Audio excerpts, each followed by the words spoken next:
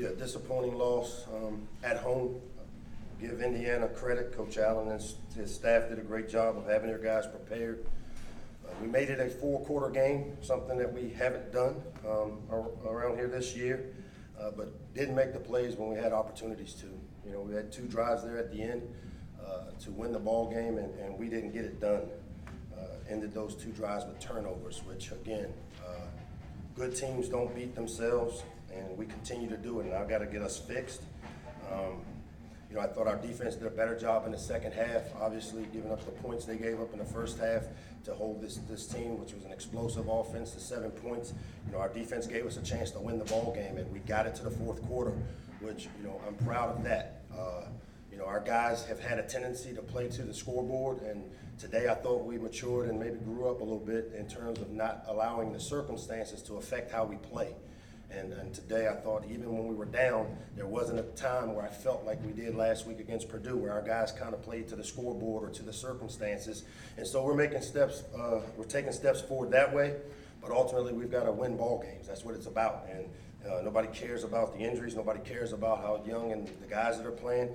The guys that are out there are good enough, and so they're old enough. And as a coaching staff, we've got to find a way to get these guys to play to the level they need to play, especially in critical situations like we had here at the end of the game, to come away with wins. And we'll continue to work hard and diligently at doing that. And you know, with that, I'll open up to some questions.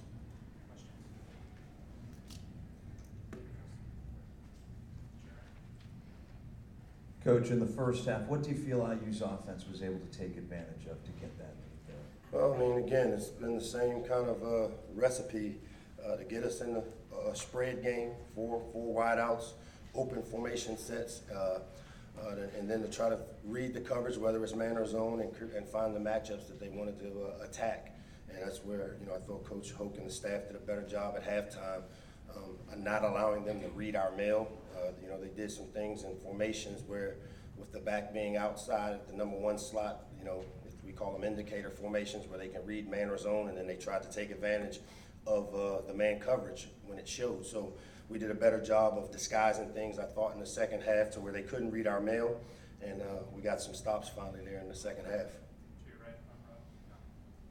Mike, in terms of Piggy, obviously made some plays to get you guys back in the game, but in the end with the interception, is that just the guy trying maybe too hard to make a play, or just not seeing what he has? I mean, you know, that play with the way the coverage was, from what I saw, my advantage, it was a poor decision, obviously. You know, I can't fault Piggy for the competitor that he is, but obviously quarterbacks have to be able to win games throwing the football when needed, and right now we've got to get him coached to the point where he can go out and function and give us a chance in the throwing game. There's no doubt the kid is a competitor. He'll leave it out on the field for his teammates, but quarterbacks will be judged by how they take care of the football, how they score points, and again, winning on 3rd down in obvious passing situations. And so, you know, we'll continue to coach them up. We'll get some healthy guys back next week, I'm hoping, and we'll put the best quarterback out there that we can to give us a chance to win next week in Minnesota. Hey, Coach, how you doing? I thought Antoine Brooks had an incredible game. What were your impressions of him? You know, the thing with Twan, he always flies around. I don't think he played a perfect game. I thought there were some eye violations in the first half where we were in man coverage, and he gave up a couple of plays. But again, much like most of these guys, he's going to compete, and that's what I love about Twan. He'll leave it out on the field. And even the series where he made the mistake, he came back and made the play with the interception there as they were driving down the field. So again, I know that kid will give us 110% every chance he goes, every chance he gets. He continues to be a really good leader for us, and we can win with guys like Twan and his effort. Coach, Jim Mora once laughed off a reporter for talking playoffs, but this is the 2nd consecutive year that Maryland has lost a game to Indiana that could help the team become bowl eligible. Now you face an important 3-game gauntlet at Minnesota, at home against Michigan, and at Columbus. How do you get these guys prepared to win 3 games out of their final 5 and possibly make a bowl game? We don't really worry about totals and results. I mean, we're going to worry about the next game, and you know, we'll take care of the next one, and then after that, we'll move to the game after. So, you know, to look at things in totality and to be result oriented, that's not where we're going to go. That's not how this team is built. That's not how I coach, so we're going to take it one game at a time, and the next game is Minnesota. I think you talked about this after Temple too, but teaching the guys how to better handle and win the close games. And what do you feel like is missing in those last 3-4 minutes? I mean, it's execution. We start a drive there with 4 minutes left, and we get the ball pulled out. And again, there's a lot of blame to be passed along. So this game isn't. Again, I'm not blaming this game on the turnovers there at the end of the game, because obviously the game of football is a culmination of all the plays. But to have a ball pulled out there at the first 2-minute opportunity we have, that's fundamental. I mean, we've got to protect the ball all the way down to the ground. So for us, it's just execution. Again, we got the game to the fourth quarter. This has kind of been an Achilles heel for us, being able to execute when we need to in critical situations. And again, that's on coaching. That's on me. I've got to get these guys to be able to play in critical situations and perform at the level that they're capable of in critical times. So, I'll continue to work to have these guys understand situational football, understand the importance of doing things exactly right, especially in critical situations, and we'll keep coaching through it. Wayne in the back to your left. On the pass to Mabry where he stepped out at the 1, was that a toss to Javon that the defense took away, or was that actually a pass play that was called? It was a play-action pass off of the same play we've run 2 or 3 times in the game, so it's a complementary play to what we've run earlier in the game.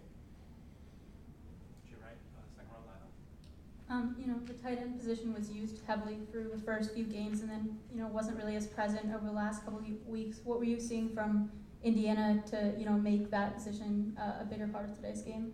I don't understand those questions sometimes with the tight end. I mean, we have tight ends involved in all the passing games.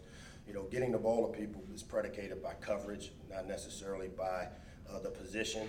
We go into every game with wanting to target our best players, and our tight ends have been great players for us.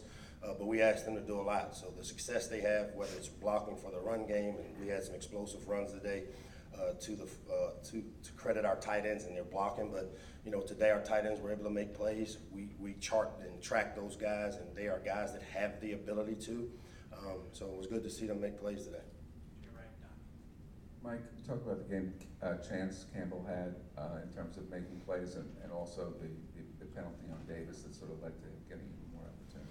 Yeah, even going into this game, we moved Chance into the starting position. He was actually a game captain. And again, when we have opportunities where guys aren't producing and playing the game the way we want it to be played, we're going to always try to create competition. And so we did that at the inside linebacker spot where Chance and Isaiah started, and we had Ace coming off the bench. Obviously, not a smart play by Isaiah on the targeting, a late hit, and those are just bad plays on our part. And so, once we lost Isaiah, we were already thin with Fanaje being out. It created the opportunity, obviously, for Chance to play, and we usually rotate those guys through. But I thought Chance had a good game for us. I think he continues to grow and show the leadership you want to see out of that position, and he'll be a good football player for us. Apart from Javon's turnover, but the way you guys were able to lean on him today without Anthony, I know we've always kind of talked about them as kind of 1A, 1B, but how much confidence do you have in the position group and the way they were, particularly Javon was able to run the ball without Anthony there? Yeah, I mean, that's, again, going into the season, it was a position of strength for us. Obviously, we continue to be depleted there with the injuries. Going into this game, because of what the strength of our team is, we wanted to rely on being able to run the ball, and because of some of the stuff we've done with RPOs, we're getting favorable numbers in the box to be able to run the football. And again, Javon's a big-time playmaker, has the ability to hit the home run, does everything we ask of him. He plays a bunch of plays for us. He returns kicks. He's a backup punt returner. He covers kicks. So again, I give that kid credit in terms of the effort and the way he plays the game. And it's good to have a guy like him when you lose Anthony McFarland to be able to step in and pick up the production. Coach, do you believe that earlier in the fourth quarter, had your defense got some more stops, that the outcome might have been a little different than what it was?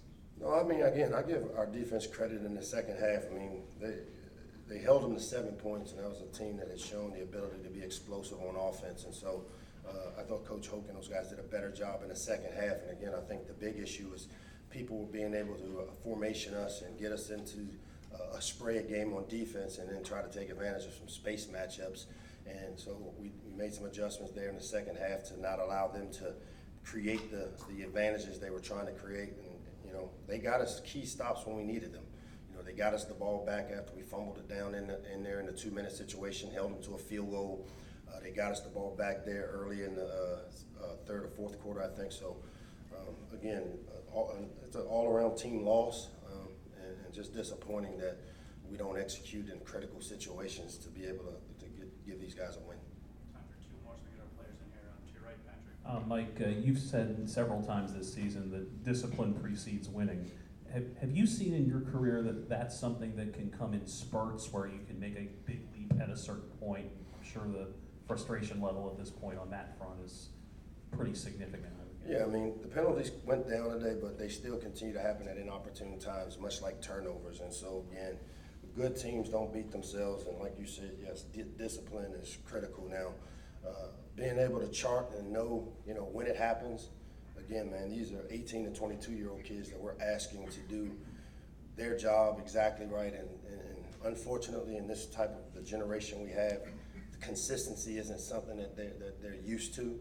But that's our job as a coaching staff to get the consistency, and if we're not getting it, then we've got to get people in there that will do the job at the consistency level that we need for us to win.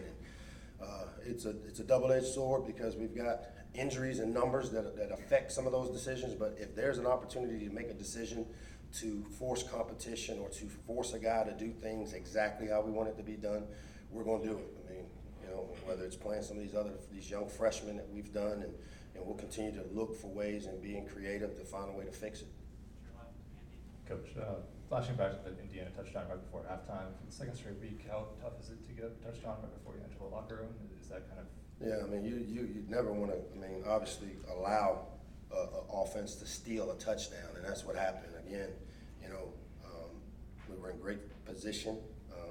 The receiver made a hell of a catch. The quarterback made a perfect throw. And again, it's man coverage, and if you look at the playbook, when we do those things, we shrink what they can do, and now it's a matter of us being able to execute our assignments. And, you know, we didn't have the pass interferences today like we've had in the past. We've been in good position, but again, it's our job to find a way to get these guys to be able to make these plays because people are making them on the other side of the ball against us. And so, you know, we're going to continue to work to figure it out, and we'll show back up here Monday ready to prepare for Minnesota.